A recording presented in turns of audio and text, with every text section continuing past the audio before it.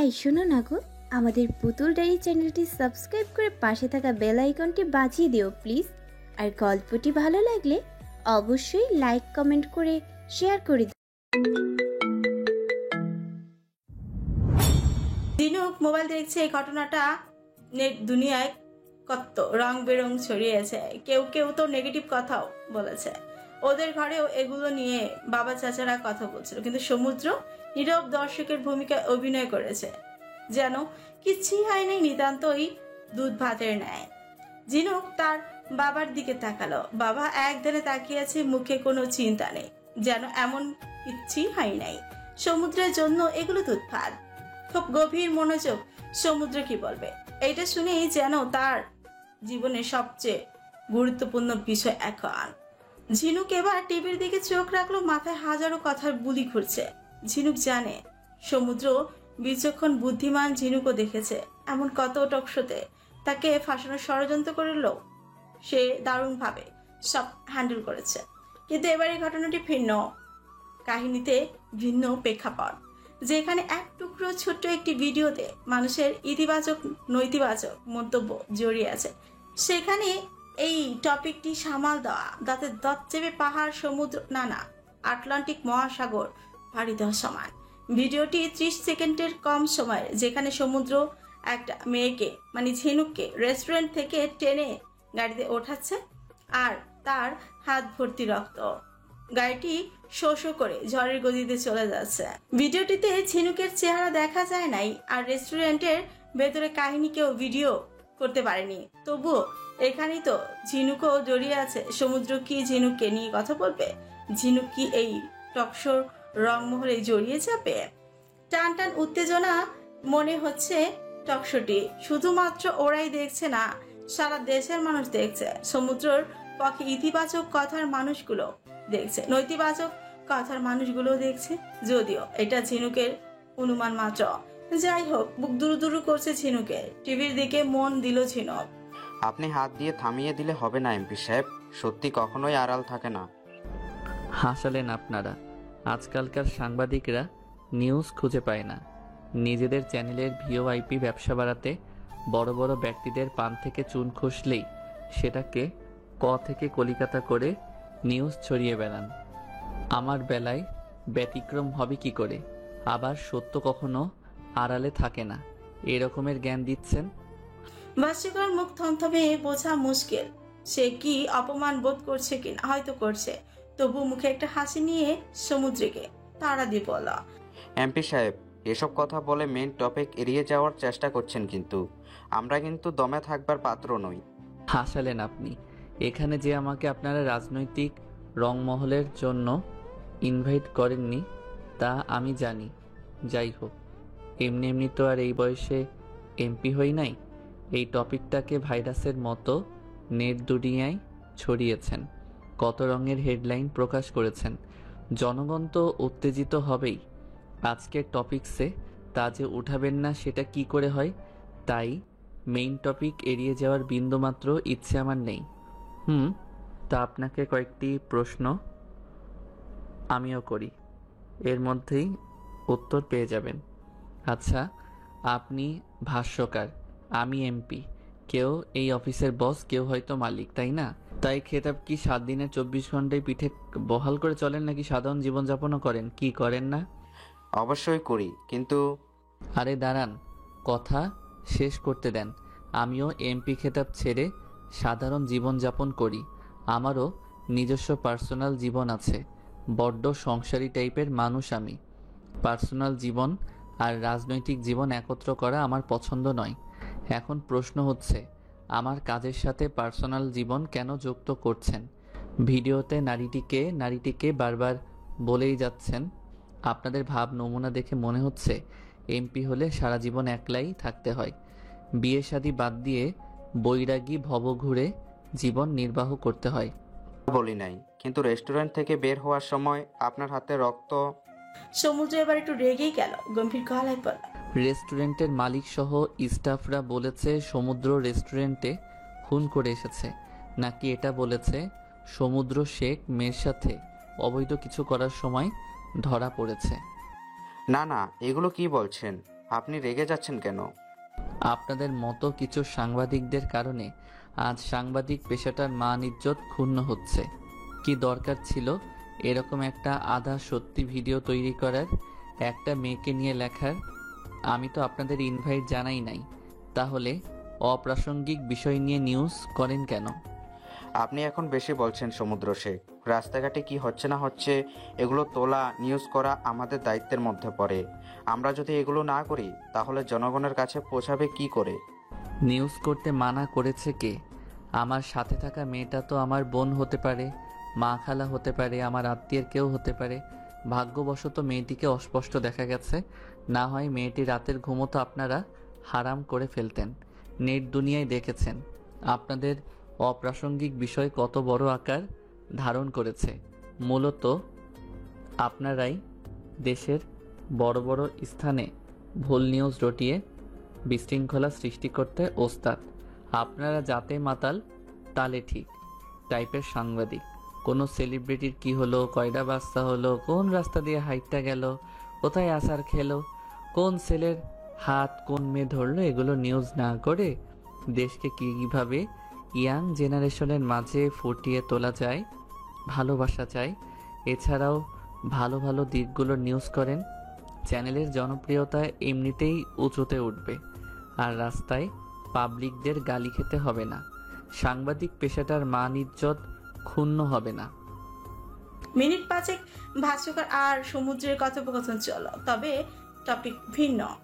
ভাস্করের মুখ দেখে ঝিনুকের হাসি পাচ্ছে। বেচারা ভালোই রপ্ত হয়েছে। এই জার্নালিজম পেশাটা বড্ড বেশি প্রিয় ঝিনুকের। ঝিনুকও সাংবাদিক হতে চায়, দেশ বিদেশের ভালো ভালো নিউজ জনগণের কাছে ছড়িয়ে দিতে চায়। ঝিনুক বাবার দিকে তাকালো, যেন মহাযুদ্ধ শেষে সে বিজয়ী হয়েছেন। মুখে হাসি ফুটে উঠেছে, বলা, এই না হলে শেখ বংশের ছেলে সমুদ্র শেখ বলে কথা, যার এক ঢেউতেই সবকিছু লণ্ডভণ্ড। বহু করে উচ্চ স্বরে হেসে উঠল। কিছুটা স্বস্তির নিঃশ্বাস ছাড়ল ঝিনুক। তার বাবার আনন্দ দেখে ভালো লাগলো।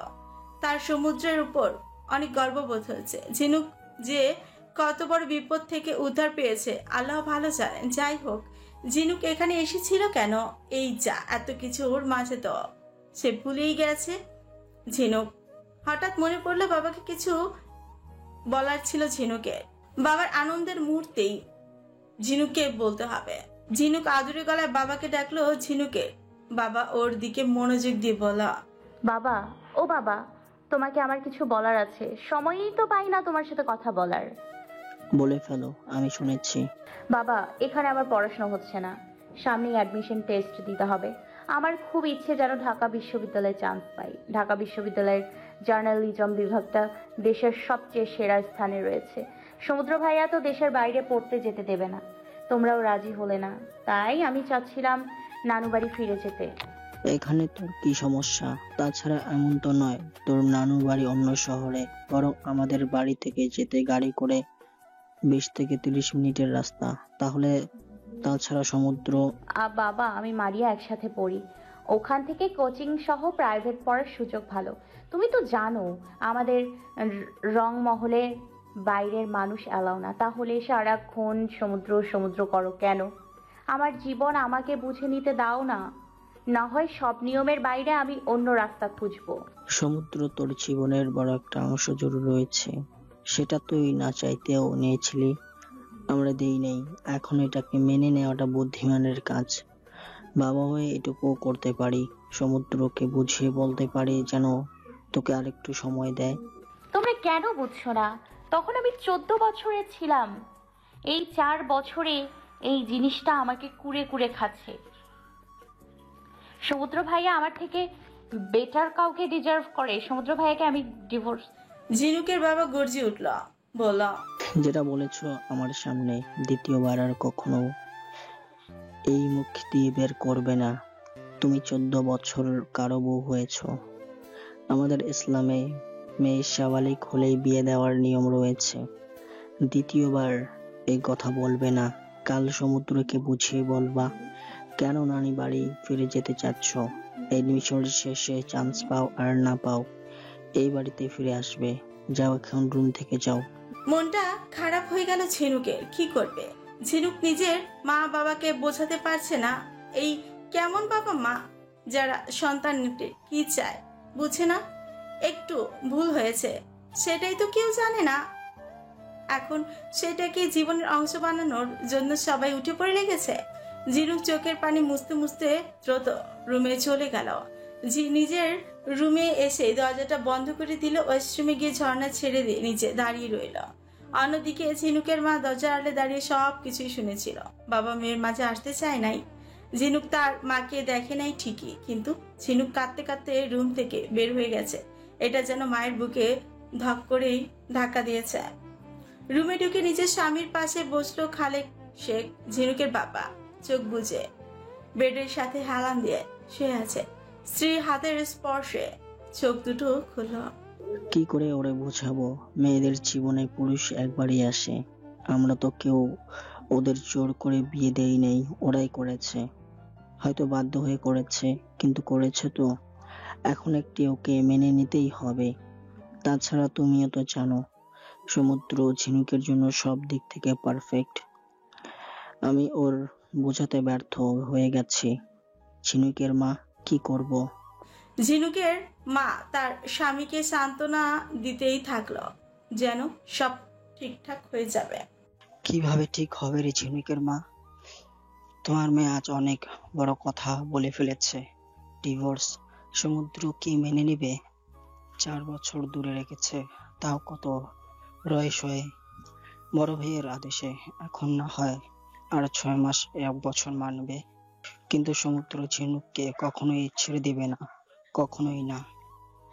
সমুদ্র আমার বাবার থেকেও রাগী। এই কথাটা শুনলে সবকিছু লন্ডভন্ড করে ফেলবে। স্বামী স্ত্রীর মাঝে আরো এমন কথা চলতেই থাকলো। ঝিনুক পানির নিচে দাঁড়িয়ে আছে 8 ঘন্টার উপর হবে। খুব শীত করছে, তবু মনে জেদ চেপে আরো 10-15 মিনিট দাঁড়িয়ে রইল। আস্তে আস্তে বাইরে বের হয়ে এলো। জামা কাপড় চেঞ্জ করে নিল। শরীর ঠান্ডা হয়ে গেছে, শীত লাগছে প্রচুর, যাকে বলে হিম শীত করা ঠান্ডা শীত। পূর্ব জ্যোৎস্নার আলোয় রুম আলোকিত হয়ে আছে। ঝিনুক একটা কাঁথা গায়ে দিয়ে চুপচাপ শুয়ে পড়ল। অনেকক্ষণ পানিতে ছিল, তাই মিনিট 10-এর মধ্যেই ঘুম চলে আসলো। মধুরাতে কেউ যেন ঝিনুকের উপর গরম উষ্ণ নিঃশ্বাস ফেলছে। মধ্যরাতে কেউ যেন ঝিনুকের উপর গরম নিঃশ্বাস ফেলছে। ঝিনুক যেন ঘুমের মধ্যেও কারো শরীরের কড়া পারফিউমের ঘ্রাণ পাচ্ছে, কিন্তু পারফিউমের ঘ্রাণটা পরিচিত নাকি অপরিচিত ঝিনুকের মস্তিষ্ক তা ধারণা করতে ব্যর্থ হলো। তো খুব করে চোখ মেললে চেয়েও চোখ মেলতে পারছে না, যেন এখন চোখ মেলা নিষেধ, শুধু উপলব্ধি করার পারমিশন আছে। নিজের সাথে এক প্রকার যুদ্ধ করছে ঝিনুক, যেন ওকে চোখ মেলে তাকাতেই হবে। কিন্তু সব শেষে ঝিনুক ব্যর্থ হয়ে গভীর নিদ্রায় তলিয়ে গেল। একজোড়া চোখ ঝিনুকের দিকে মন মুগ্ধ হয়ে তাকিয়ে আছে, যেন প্রেয়সীকে দেখার আগ্রহ কমছে না। কত অপেক্ষা, কত কষ্ট। এই শেখ রংমহলের সকল সুরক্ষা ভেঙে প্রেয়সীকে দেখতে এসেছে। ইস, 7 সাগর 13 নদী পাড়ি দেওয়া মনে হয় এর থেকে খুব সহজ। হাতটা বাড়িয়ে দিল, একটু স্পর্শ, একটু তৃষ্ণা মেটার অদ্ভুত আকাঙ্ক্ষা, কিন্তু মূর্তি হাঁটি গুটিয়ে নিল। না, প্রেয়সীকে স্পর্শ করলো না। স্পর্শ করা যাবে না তা নয়, হারামভাবে স্পর্শ করবে না। সে চায় না তার নামবিহীন সম্পর্কের মাঝে প্রেয়সীর প্রতি ভালোবাসার অপমান হোক, প্রেয়সী কলঙ্কিত হোক। হাঁটি বুকের বাঁ পাশে রেখে, ইস, কি যন্ত্রণা! এই যন্ত্রণার মুক্তি নেই, মুক্তি নেই। মুচকি এসে গুনগুনিয়ে একটা গান ধরল, কিন্তু এলোমেলো ভাবে গেলো। পিরিতে পিরিতি সবাই বলে, পিরিতি সামান্য নয়, কলঙ্ক অলঙ্কার করে দুঃখের বোঝা বইতে হয়। কাম হইতে হয় প্রেমের হৃদয়, প্রেম হইলে কাম থাকে না। কাম হইতে হয় প্রেমের হৃদয়, প্রেম হইলে কাম থাকে না। সখী তোরা প্রেম করিও না, পিরিতে ভালা না। সখী তোরা প্রেম করিও না। পকেট থেকে একটা চিরকুট বের করে প্রেয়সীর বিছানার পাশে টেবিলটিতে রাখল। কতগুলো কৃষ্ণচূড়া ফুলের পাপড়ি চিরকুটের উপর ছড়িয়ে রাখল। চুপচাপ স্থানটি ত্যাগ করল।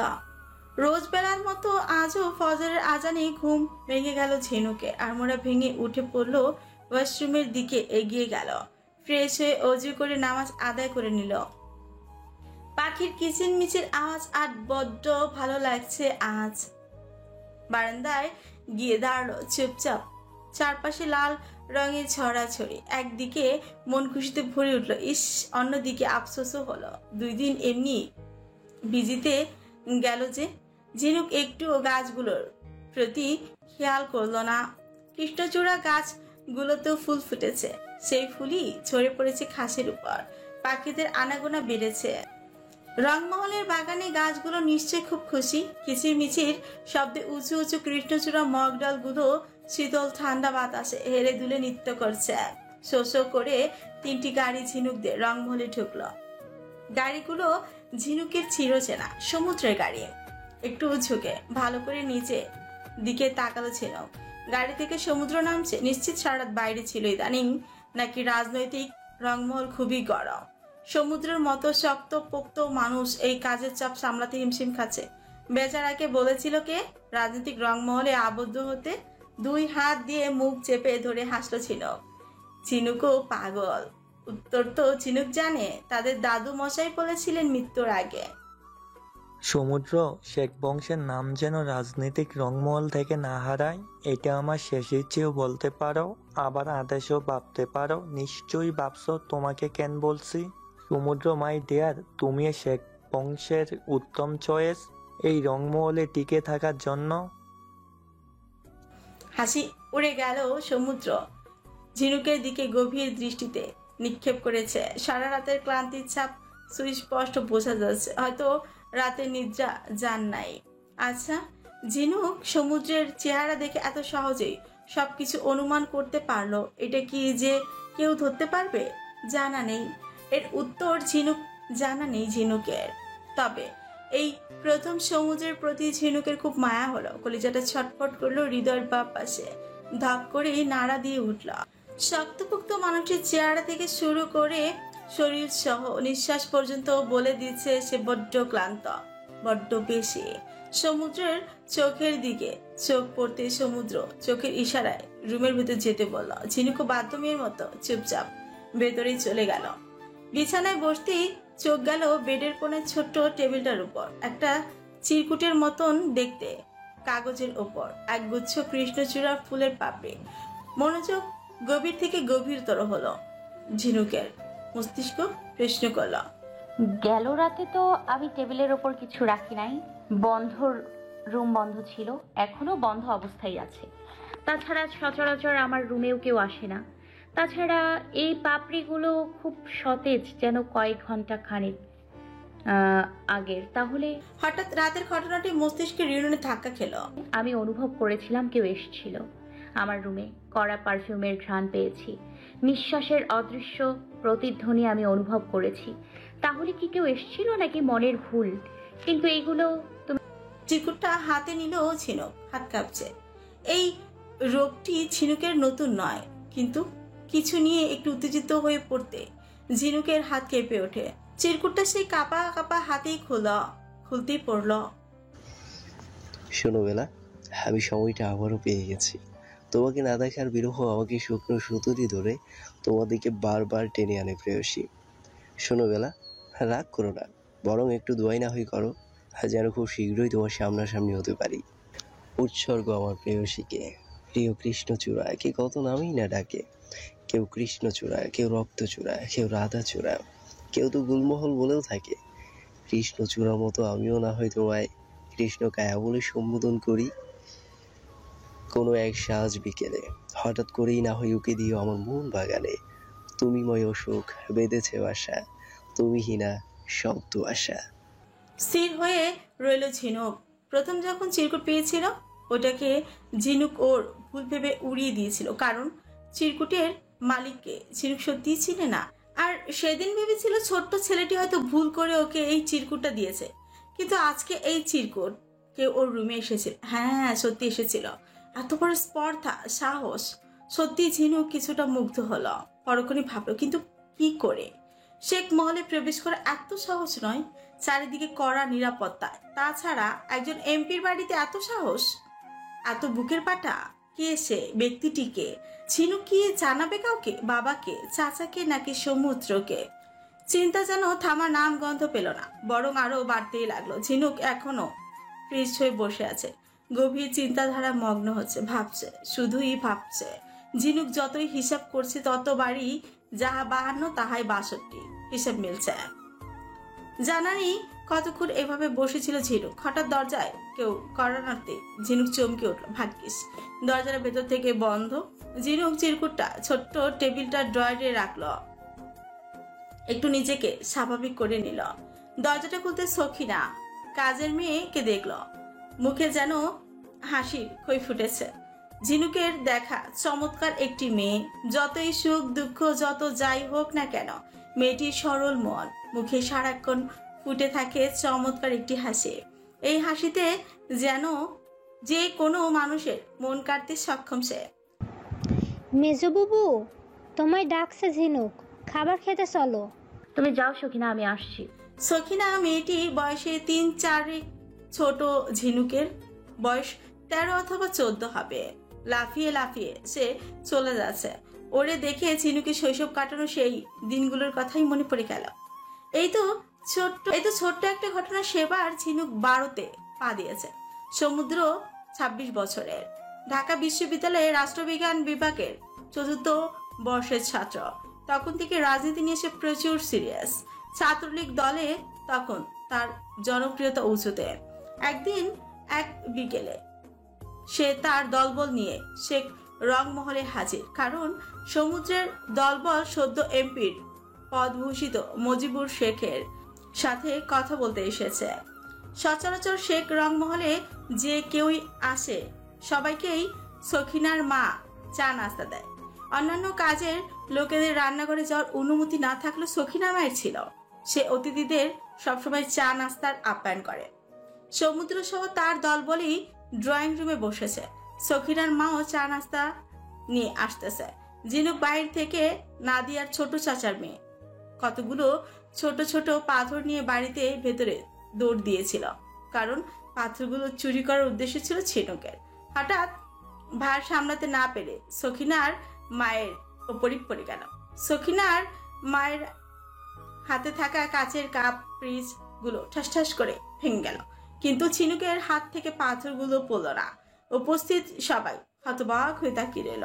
ঝিনুক ভয়ে আশেপাশে তাকাচ্ছে, কারণ এখন মায়ের সামনে পড়া যাবে না, তাহলেই উত্তম মাধ্যমিক খাবে। একে তো কাজ ভেঙেছে, তার উপর চুরি করেছে। সামনে কতগুলো মানুষ ঝিনুকের দিকেই তাকিয়ে আছে।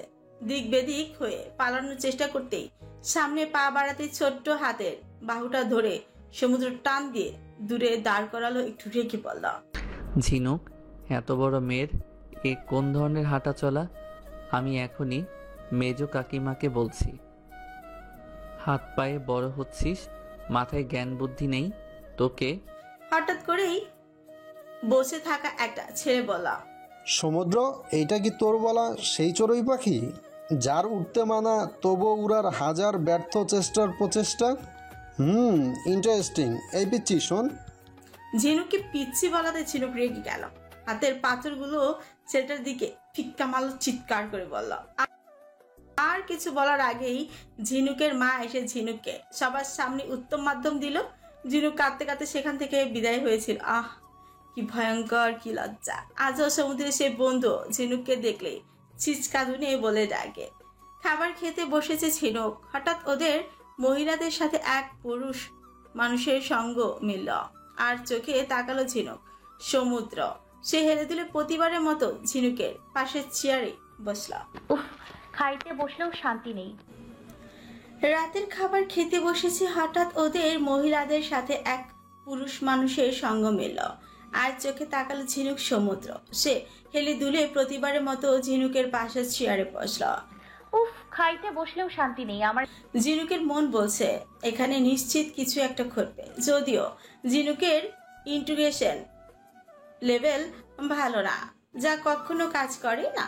ঝিনুক যা ভাবে সবসময় তার উল্টোইটাই ঘটে। তবে ঝিনুক একটু শিওর, যেখানে ঝিনুক আর সমুদ্র একসাথে থাকবে সেইখানে ঝিনুক জীবনে অপ্রীতিকর ঘটনা ঘটবে না। টর্নেডো, সাইক্লোন, নার্গিসের মতো বড় বড় ঘূর্ণিঝড় হানা দেবে না, সেটা ভাবা নেহাতি বোকামির কাজ। সবাই খাচ্ছে, যে যার মতো খাচ্ছে, ঝিনুকও খাচ্ছে, কিন্তু সেই কচ্ছপের গতিতে। সচরাচর সকাল সকাল রুটি আর নানা প্রকার ভাজি থাকে, তবে আজ ব্যতিক্রম। খলিল শেখের নাকি সকাল সকাল একটু হেভি টাইপের খাবার খেতে ইচ্ছে করেছিল, তাই বড় চাচির সহ বাকিরা ভাত সহ কয়েক প্রকার মাছ রান্না করেছে। ঝিনুকের আবার মাছ পছন্দ অপছন্দ দুই তালিকাই আছে। কাটার জন্য মাছ খেতে পারে না, না বলেই অপছন্দ, অথচ কেউ কাটা বেছে দিলে ঝিনুক মাছ বিড়ালের চেয়েও বেশি পছন্দ করে। মা চাচিদের খাবার খাওয়া শেষ, তারা যে যার মতো উঠে চলে যাচ্ছে। যদিও এখন ঝিনুকের মন চাচ্ছে মা বলে একটা চিৎকার দিতে, আর দিয়ে বলতে ইচ্ছে করছে, আমাকে একটু কাটা বেছে খাইয়ে দাও, আমি নিজের হাতে খাবার খেতে খেতে হয়রান হয়ে গেছি। কিন্তু সেটা হলো না। ঝিনুকের সেই সাহস নেই, কারণ মায়ের খাবার খাওয়া শেষ। এখন তাকে এটা বলা মানে নিজের পা নিজেই কুড়োল মারা। নির্ঘাত এই বয়সে ও উত্তম মাধ্যম খেতে হতে পারে। যাই হোক, এখন ঝিনুকের বিন্দুমাত্র সমুদ্রের সামনে মায়ের বকা কোনোটাই খেতে ইচ্ছে করছে না। এক বিশাল পরিমাণ ক্ষুধা নিয়ে উঠে দাঁড়ালো ঝিনুক। খাবার আর খাবে না, এক গ্লাস পানি খেয়ে রুমের দিকে রওনা হবে। ব্যাগ গুছিয়ে নানু বাড়ি ফিরে যাবে, সেখানে গিয়েই না হয় আবার নাস্তা খাবে। পা বাড়ানোর আগেই সমুদ্র বাহু ধরে টান দিয়ে বুঝিয়ে দিল। ঝিনুক বড় বড় চোখে সমুদ্রের দিকে তাকালো, চোখ দিয়ে ইশারায় বলল, হয়েছে কি? সবার প্লেটের খাবার খাওয়া শেষ, তোর প্লেটের ভাত অর্ধেকও শেষ হয় নাই। সমস্যা কি? ইদানিং দেখছি খাবার এটো করছিস। ঝিনুক মুখটা মলিন করে বলল, আমার কথা আপনাকে ভাবতে হবে না। আমার দিকে নজর রাখতে কে বলেছে? আমার ইচ্ছে হয় নাই, আমি খাই নাই। তাছাড়া 10 সেকেন্ডের মতো থেমে রইল, বড় একটা নিঃশ্বাস নিয়ে আবার বলল, আমার অন্যের হাতে খাবার খাওয়ার অভ্যাস এখনো যায় নাই। এমনিতেও আমি মাছের কাঁটা বেছে খেতে পারি না, কাঁটা থেকেই যায়, আর সেটা সুযোগ বুঝে আমার গলায় ঝুলে পড়ে, মানে আটকে যায়, তাই খাবারই। আর কিছু বলার আগে সমুদ্র প্লেটটা তার দিকে টেনে নিল। ঝিনুক ভাত নিয়েছিল অল্প, সমুদ্র গটগট করে আরো 2 চামচ ভাত নিয়ে নিল, মাছের সংখ্যাও আরো বাড়িয়ে নিল। ঝিনুক অবাক হয়ে জিজ্ঞেস করলো, আপনি না মিনিট 2 আগেই প্লেট ভর্তি খেলেন, এখন আবার এত মাছ আর ভাত কে খাবে? তুই খাবি? দেখ পিচ্ছি, আমরা মাছে ভাতে বাঙালি, তাই এই মাছ আর ভাত সম্পূর্ণ খাওয়াটা তোর জন্য দুধ ভাত। যদি মাছ ভাত না খেতে পারিস তাহলে নিজেকে কখনোই বাঙালি বলে পরিচয় দিবি না। তবে আমার বিশ্বাস তুই খাস বাঙালি। নে এখন চুপচাপ হাঁ কর। ঝিনুক এবার অবাকের অষ্টম আকাশে উঠে গেল। কি সুন্দর লজিক তার। প্রথমে ভেবেছিল সমুদ্র হয়তো মাছের কাঁটা বেছে দিয়ে চলে যাবে, কারণ এখন সমুদ্রের একটু রেস্টের প্রয়োজন। কিন্তু ঝিনুকের ভাবনার ইন্টিগ্রেশন কখনোই কাজ করে না, বিপরীত প্রতিক্রিয়া করে। এটাই তার একটি জলজন্ত প্রমাণ। কিরে হাঁ কর, কথা কানে যাচ্ছে না? ঝিনুক হা করতেই মুখে ভাত পুড়ে দিল। ঝিনুকও মাছ ভাত পেয়ে খেয়েই যাচ্ছে। ঝিনুক মনে মনে ভাবছে, এই বাড়িতে আগে ওর মা অথবা চাচিরা খাবার খাইয়ে দিত। বাড়ির কোনো একটু সদস্য বলে এমন কোনো আহ্লাদ নেই যা ঝিনুক পূরণ করে নাই। যখন এই বাড়ি থেকে নানু বাড়ি উঠলো, তখন প্রথম ঝিনুকের খাবার খেতে কষ্টই হতো। এমন কি একদিন ঝিনুক পাক্কা 1 ঘন্টা ধরে খাবার খেয়েছে। ওই দিন সেই কাণ্ডটা নানু দেখার পর থেকে এখনো পর্যন্ত ঝিনুককে নানুই খাবার খাইয়ে দেয়। যদিও ঝিনুক এখন নিজের হাতে খাবার খাওয়ায় অভ্যাস করতেছে, আগের মতো ঘন্টাখানিক লাগে না, মিনিট 10-15 লাগে, তবুও মাঝে মধ্যে আধ ঘন্টার কাছাকাছি চলে যায়। অন্যদিকে সমুদ্র আর ঝিনুকের এহেন কাণ্ড দেখে সখিনা সবার কাছে খবর পৌঁছে দিয়ে এসেছে। পৌঁছানো খবর পেয়ে সমুদ্রের মা, ঝিনুকের মা, চাচিরা আড়াল থেকে দেখে মুচকি মুচকি হাসছে। আমার এই বদরাগী বেয়াদব মেয়ের জন্য সমুদ্রের মতো বাঘাতে তুলেরই প্রয়োজন। এত বড় হয়েছে এখনো খাবার খাওয়া শিখেনি, বেয়াদব মেয়ে ঘাড়তারা। আহ মেজো, সারাদিন মেয়েটাকে বকিস, তুই কি জানতি না ও মাছ বেছে খেতে পারে না? যাক ভালোই হয়েছে, এবার এদের একটু গতি হলেই হয়। বাড়ির ছোট্ট বউ কুটকুটি হেসে উঠলো, বললা, যাই তাহলে, আমি একটু কাটা গায়ে নুনের ছিটাটা দিয়েই আসি। সমুদ্রের মা ঝিনুকের মা না বলেও তাকে কেউ থামাতে পারল না। খাবার প্রায় শেষের দিকে, এরই মধ্যেই ছোট চাচির আগমন। এই প্রথম একটু লজ্জা পেল ঝিনুক, তবুও চোখ মুখে প্রকাশ করলো না, সমুদ্রের দিকে তাকালো। তার মুখের কোনো প্রতিক্রিয়াই দেখা গেল না। মনে হচ্ছে এই কাণ্ড সে রোজ রোজই করে, এটা আহামরি কোনো ব্যাপারই না। তাই তার একমাত্র কাজ হচ্ছে ঝিনুককে খাবার খাওয়ানো। এরে ঝিনুক, হচ্ছেটা কি? আমাদের সামনে সমুদ্রের সাথে টম অ্যান্ড জেরির মতন ঝগড়া করতে থাকস, আর এলে তো ঠিক ওই বাঘে মহিষে এক ঘাটে জল খাচ্ছিস। ব্যাপারটা কি? দুই ভ্রু উঁচু করে নাচাতে নাচাতে বললো কথাটা ছোট চাচি। ঝিনুক কি বলবে?